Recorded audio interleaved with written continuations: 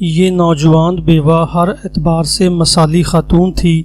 نیکی اور تقوی، عبادت و ریاضت، صوم و صلات، صبر و شکیب، رضا بالقضاء جیسے اوصاف میں کوئی عورت اس کی ثانیہ نہ تھی۔ صبح سویرے اٹھتی، نماز فجر ادا کرتی اور ضروری ورد و وظائف سے فارغ ہونے کے بعد دن چڑھے تک تلاوت قرآن پاک میں مصروف رہتی، پھر رزق حلال سے اپنا پیٹ پالنے کے لیے محنت مزدوری کرتی۔ لیکن ایک دن کسی بدنیت نے اس کی غربت و نداری سے شے پا کر اسے دبوچ لیا اور اس روتی پیٹتی مسکینہ کی عصمت تار تار کر دی۔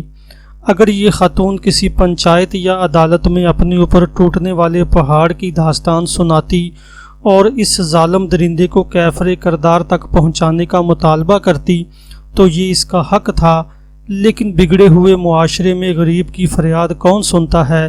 ایسے ناداروں کو تھانوں سے دھکے دے کر باہر نکال دیا جاتا ہے، عدالتوں میں اس کی جگ ہنسائی ہوتی ہے اور رہی سہی آبرو بھی خاک میں مل جاتی ہے۔ یہ بیچاری رو دو کر خاموش ہو گئی اور جا کر گھر بیٹھ گئی۔ چند ماہ بعد حمل کے آثار ظاہر ہونے لگے اور یہ بدنامی کے خوف سے لرزنے کانپنے لگی۔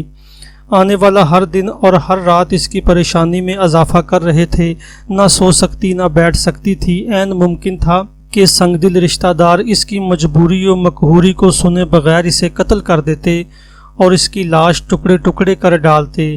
جو جو وقت گزرتا جاتا اس کی مصیبت بڑھتی جاتی اور موت گھورنے لگتی۔ ایسی صورت میں بدنامی سے بچنے کی ایک صورت تو یہ تھی کہ وہ خودکشی کر لیتی، لیکن یہ دیندار عورت تھی اور جانتی تھی کہ اس طرح خودکشی کرنے والے کو اللہ رب العزت نہیں بخشتا، لہٰذا اس نے اس صورتحال سے بچنے کے لیے مختلف تدابیر پر غور شروع کر دیا۔ سوچتے سوچتے اس نتیجے پر پہنچی کہ اس سلسلہ میں کسی خدا ترس اور متقی عالم کا تعاون حاصل کیا جائے جو مسلمان کی پردہ پوشی کی فضیلت اور اہمیت سے آگاہ ہو اور اس معاملے کو اپنی ذات تک محدود رکھے۔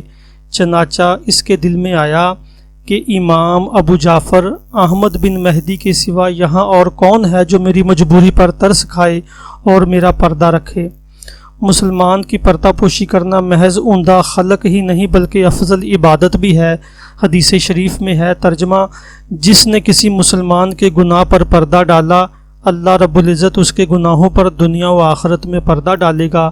صحیح بخاری میں رسول اللہ صلی اللہ علیہ وسلم نے فرمایا، مسلمان کا بھائی ہے، وہ نہ تو اپنے بھائی پر ظلم کرتا ہے اور نہ اسے کسی مصیبت میں پھنسا ہی دیکھ سکتا ہے۔ جو کوئی مسلمان اپنے بھائی کی حاجت روائی کے لیے تگ و دو کرتا ہے اللہ تعالیٰ اس کی حاجت روائی کرتا رہتا ہے، اور جو مسلمان اپنے مسلمان بھائی کی مشکل آسان کر دیتا ہے اللہ تعالیٰ قیامت کے دن اس کی مشکلات آسان فرما دے گا۔ جو کوئی انسان کسی مسلمان کی لغزش پر پردہ ڈالے گا اللہ تعالیٰ قیامت کے دن اس کے گناہوں پر پردہ ڈال دے گا۔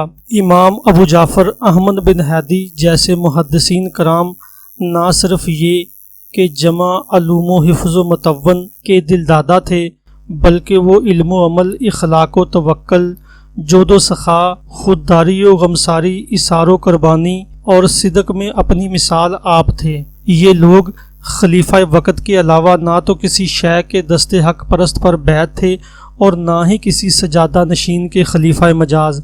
ان کے اندر یہ اوصاف حمیدہ اور اخلاق جمیلہ رسول اللہ صلی اللہ علیہ وسلم کی برکت سے آئے تھے، کیونکہ انہوں نے علم عمل کی نیت سے پڑھا تھا۔ بہرحال وہ عورت شرماتی لڑکھڑاتی ہوئی امام ابو جعفر احمد بن مہدی اصفہانی کی خدمت میں پیش ہوئی اور انہیں تنہائی میں عرض کرنے لگی، حضرت میں زنا بالجبر کا شکار ہوئی ہوں اور حمل بھی ٹھہر گیا ہے۔ میں بدنامی اور فضیحت سے بچنے کے لیے اپنے آپ کو آپ کی بیوی ظاہر کر کے آئی ہوں، خدا کے لیے میرا پردہ رکھیے، اللہ تعالیٰ آپ کا پردہ رکھے گا۔ اس کی درخواست سن کر امام ابو جعفر خاموش ہو گئے اور وہ چلی گئی۔ مدت مقررہ پر اس کے ہاں بچہ پیدا ہوا تو لوگ اس عورت کے دعویٰ کے مطابق آپ رحمۃ اللہ علیہ کو مبارکباد دینے آئے۔ آپ رحمۃ اللہ علیہ نے سب کی مبارکباد قبول کی اور فردن سب کا شکریہ ادا کیا۔ اس کے بعد آپ نے بچے کی گزران کے لیے ہر ماہ 2 دینار عورت کی طرف بھیجنے شروع کر دیے۔ بالآخر وہ بچہ 2 سال کی عمر میں فوت ہو گیا تو لوگ آپ کے پاس تعزیت کے لیے آئے۔ آپ رحمۃ اللہ علیہ نے اس پر بھی سب کا شکریہ ادا کیا اور انہیں دعائے خیر دی۔ چند دنوں بعد وہ عورت آپ کی خدمت میں حاضر ہوئی اور کہنے لگی، جزاک اللہ خیرہ، جس طرح آپ نے میرا پردہ رکھا اللہ تعالیٰ آپ کا پردہ رکھے، یقیناً آپ نے میرے ساتھ بڑی نیکی کی ہے، اور یہ ہیں وہ دینار جو آپ میرے پاس بیچتے رہے، میں نے انہیں سنبھال کر رکھا ہے تاکہ آپ کی امانت آپ کو لوٹا دی جائے۔ آپ نے فرمایا، بی بی، میں نے یہ دینار واپس لینے کے لیے نہیں دیے تھے، بلکہ میں نے اس بچے کو بطور صلہ رحمی کے دیے تھے، لہٰذا اس کے یہ دینار وراثت میں تمہارے حق میں چلے گئے، برائے مہربانی اسے اپنے ساتھ لے جاؤ۔